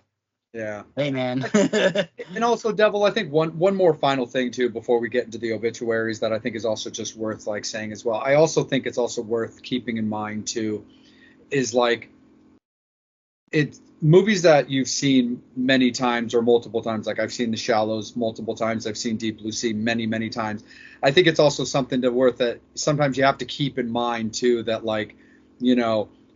even a movie you've seen a lot and a lot about, when you're watching a movie, knowing you're also about to go into a discussion about it, I think it's very easy for people, myself included, which is why I bring this up, to somehow really dissect a little heavier than you might normally dissect and stuff like that. Because, when we're having a discussion or having a debate comparing two movies, you got to know what you're debating. You got to know what you're talking about and what you see in this way versus that way.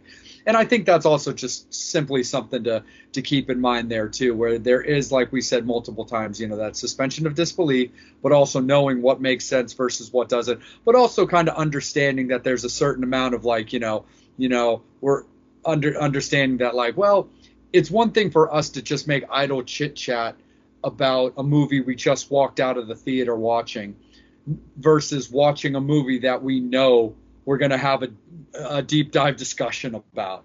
So, yeah. So sometimes, that can definitely play in. But let's jump into the obituaries, my friend. I'm going to kick it right to you off the top with this being your movie. How do you look at The Shallows?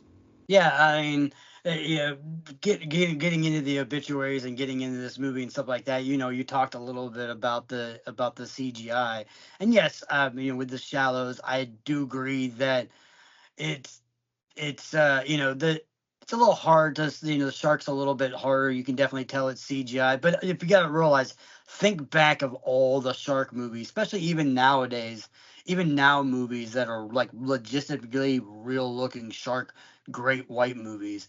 I think this movie is actually one of the better of the CGI shark movies. It didn't go too completely overboard. I mean, yes, it's got to go a little bit more overboard. It's got to go big. You got to go, full gnarly teeth and stuff like that.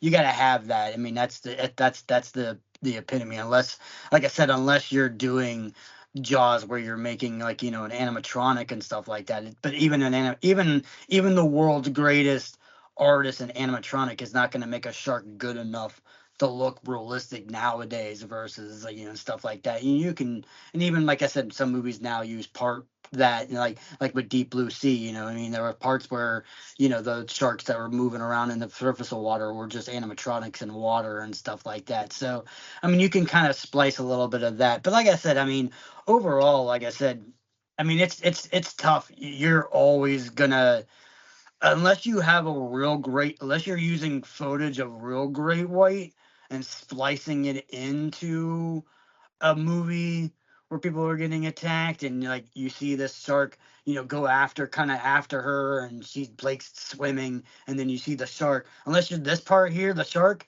is a real life shark that you captured in the water and you're kind of splicing it together. There's no way you're going to make a movie CGI good enough that a real shark is going to look logistically like how a shark looks, just the Yeah. way that it moves and stuff like that. So I mean I mean, like I said, I mean, granted, yes, is it the best? Like I said, I mean, leaps and bounds over Deep Blue Sea, but that's obviously because it's got 20, 30 years on it, so of course it should be. The graphics on the Shallows should be more. I mean, when you start going into the Sharknadoes, those ones are meant to be not graphically great because they're meant to be low budget sci-fi movies. So it's different for depending on what kind of movie you're doing.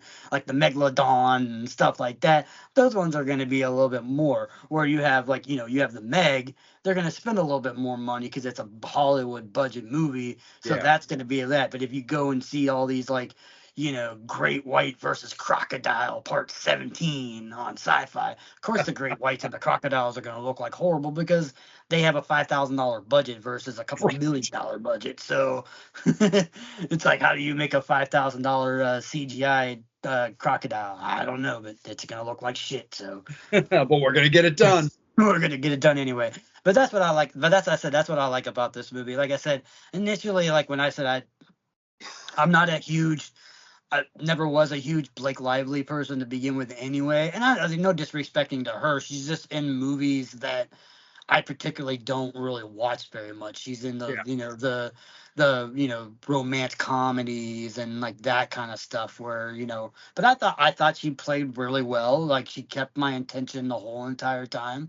Yes, it's now when you're watching it, you're thinking about all the sweet loving that her and Ryan Reynolds gets to do, and you're like, damn man, I wish I was either a shark or Ryan Reynolds throughout this whole entire movie. One of the two, but that's for another discussion. But anyway, like I said, I thought she did a really good job in this movie. And like I said, with it pretty much, you have those couple little other cast of characters that are kind of off person. It's literally just her and a CGI character. So Yeah. she's basically, she's got to take this whole movie by herself versus, but Deep Blue Sea, you have all these huge established actors that get to work off each other. Yeah. She's working off of two CGI characters, a seagull and a shark, the whole entire time. So you got to give her kudos for that. And like I said, but like I said, like I said, when it comes to these kind of movies, it really depends on like what kind of mood I'm in for my shark movies. I'm in this and that. But like overall, I think when I watched it, when it finally decided to watch The Shallows, I'm go, okay, let me try to watch this. I actually did enjoy it a lot, and I think every time I've watched it, I've enjoyed it more. I've been able to see little bits and pieces of stuff where I didn't really notice that the whole entire time. And then, like I said, some of the cinematography in that is just like you said, the scene with the jellyfish is just a gorgeous shot of her just in this water with, and apparently when they filmed that, they literally filmed her in a dark tank, and she held her breath for like 2.5 minutes or something like that, so they can film this scene. So it's just a cool, beautiful scene with her swimming with all those jellyfish around and stuff like that, and that's what's cool about that. But yeah, like I said, overall, like I said, I think it's fun. It's like I said, it's a different kind of fun. It's when you're watching Deep Blue Sea, you're watching it for the entertainment value. You're watching it for the action, or maybe a little bit more the comedy and this kind of stuff. Where the Shallows is more of like, do you want to watch a movie that kind of remind you of real life? You know what I mean? Like it's like comparing it to Man's Best Friend movie versus Cujo. Which one you gonna go for? Do you want to go for kind of not a realistic dog attack movie, or do you want to see something that somewhat could be realistic about a dog getting rabies and kind of going crazy and kind of going insane? And that's what this is. It's definitely more of like the slow burn of a film and stuff like that, because there is no real big storyline. It's a girl getting trapped on a freaking in an ocean with a shark that wants to kill her, and she's literally the only person in this movie. So you got to do that. So like I said, overall, honestly I have to give this an 8.0, because like I said, I thought it was a lot better than it was. But like I said, it really depends on where your mind is for that, because like I said, yes, it's not the most entertaining movie, but it depends on how. If you want to go for entertainment, yes, Deep Blue Sea is definitely way more of a fun entertainment kind of film. But if you want a movie that's more like Jaws, that's sort of more based on reality. But although Jaws, like I said, Jaws is another one where it had the ability of having more characters. There's more actors in this movie. You got, like I said, man, the more and more that I think about it and talk about it, man, you guys got to give it up for Blake to be able to hold a movie for as long as she did, literally being the only character in this whole entire film. So Yeah. No, I'm definitely with you on that. I can't go that high, but I can meet in a way that definitely makes the understanding and the respect to flying solo in a movie like that valuable. And like I said, I see this movie personally on par with Deep Blue Sea. Again, just like you said, though, it's a mood movie. If I'm just into action, for sure, I can't go that high personally, but the way my mind is thinking for this, I think will meet in a way that definitely acknowledges those points and makes sense in everything overall. So I look at this movie really kind of on par with Deep Blue Sea.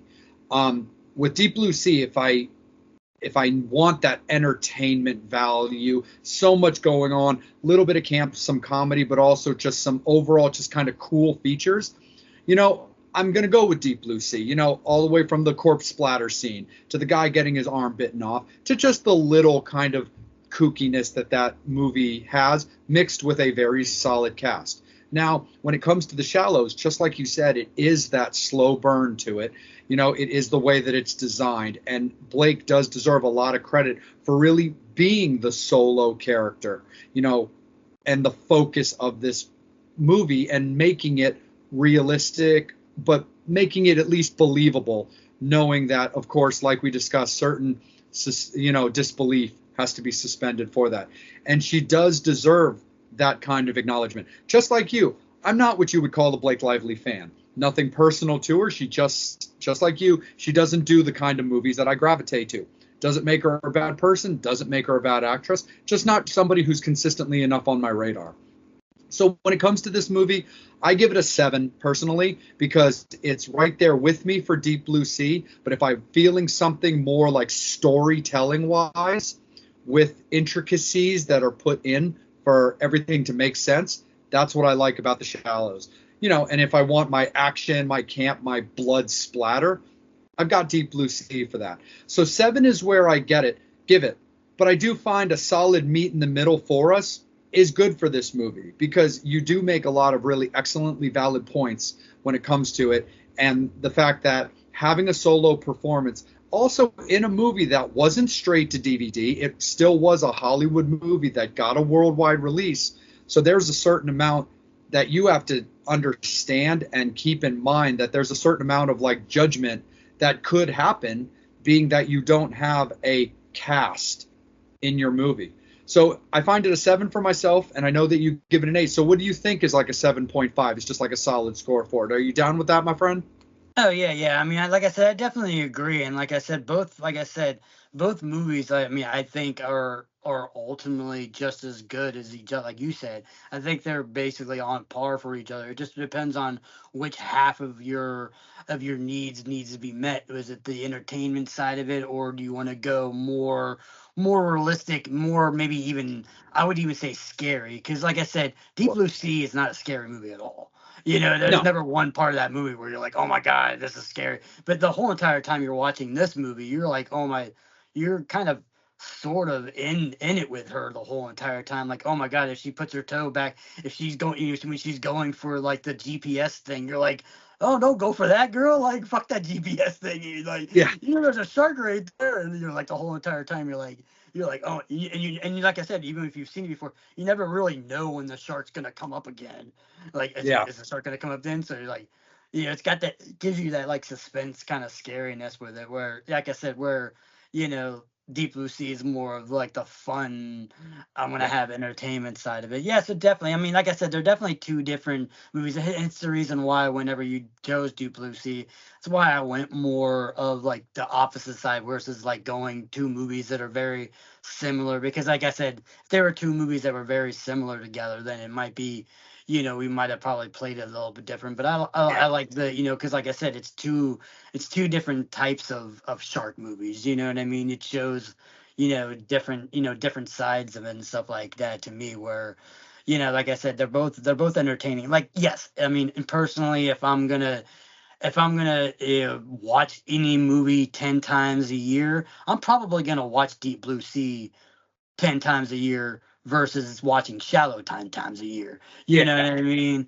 So it's definitely, like I said, I get that because it's definitely the more entertaining side. I'll probably watch it a little bit more.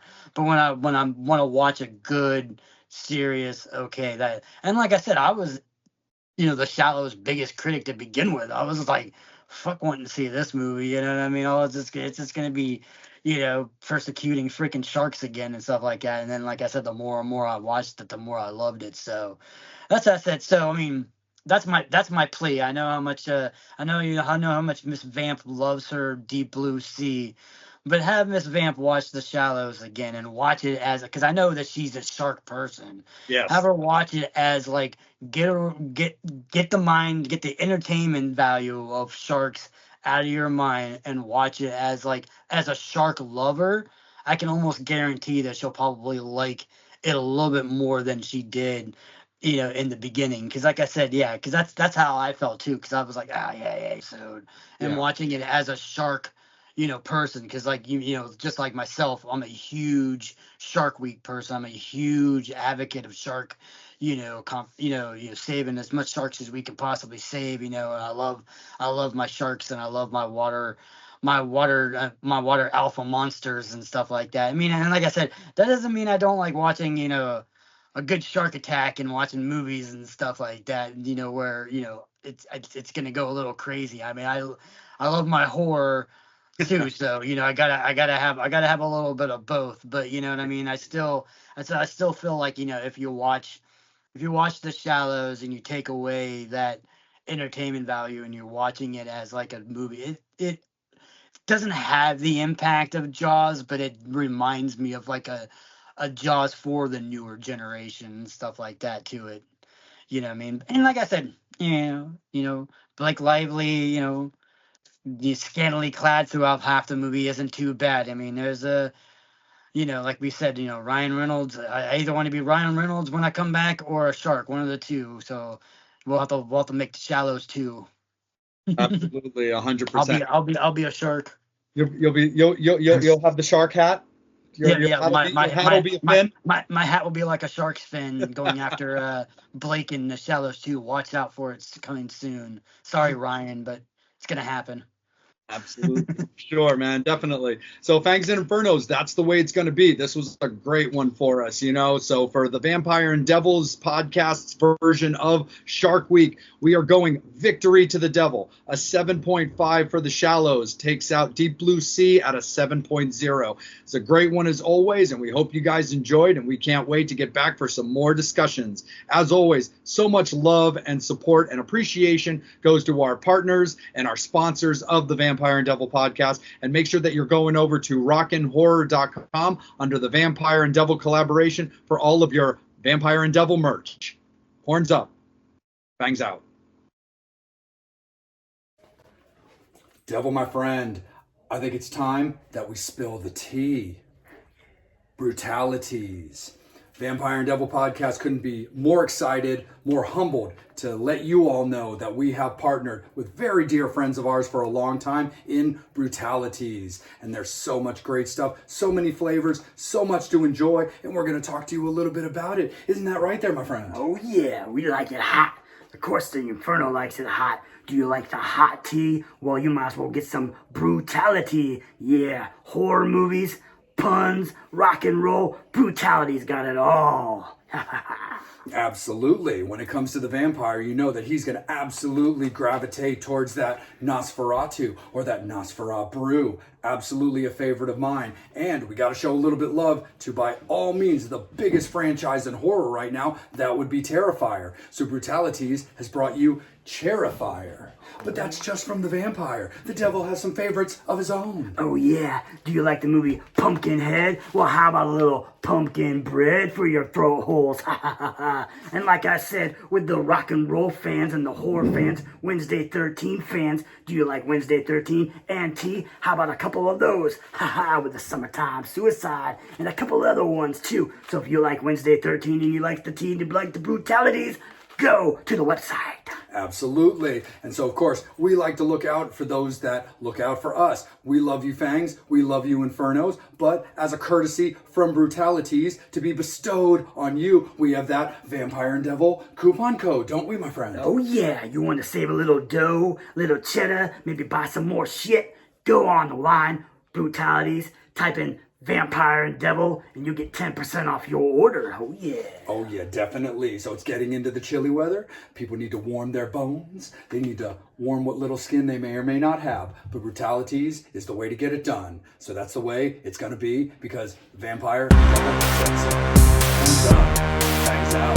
Brutality.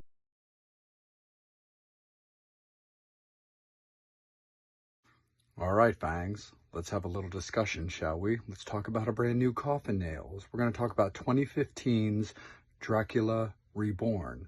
Now, there is one from 2012 as well, but we are going to talk about the one from 2015, and let's just pass on it completely.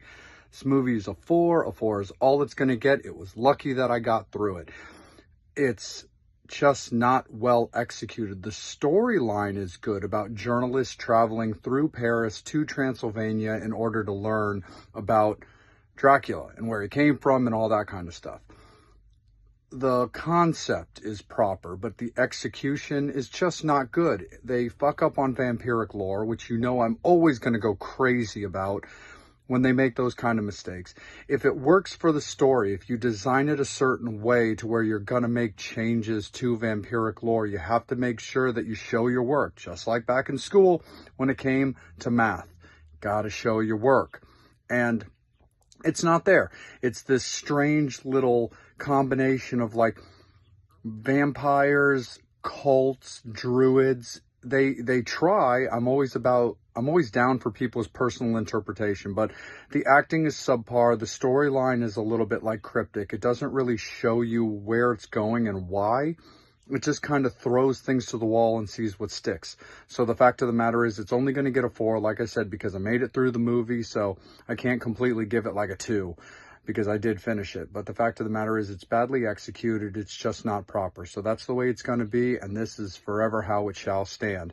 You know, when you've got vampires who walk in the sunlight and then you don't show your work or explain why they're not turning to ashes, that's a problem. And I'm always going to bitch about it.